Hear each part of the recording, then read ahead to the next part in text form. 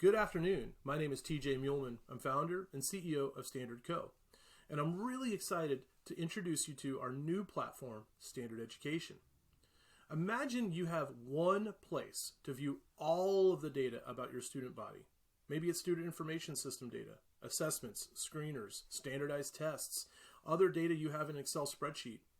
Imagine that place allowed you to come and run as many reports as you want, create as many dashboards as you want, add as many users as you want, and even provide access to schools where they only see their data. Well, Standard Education solves all of those problems. We've been working as a company in global health for the last 10 years, working for customers like the Gates Foundation, USAID, WHO, and CDC, solving some of the same problems of bringing data together to help answer questions and to be proactive in alerting people as to what's going on in their system.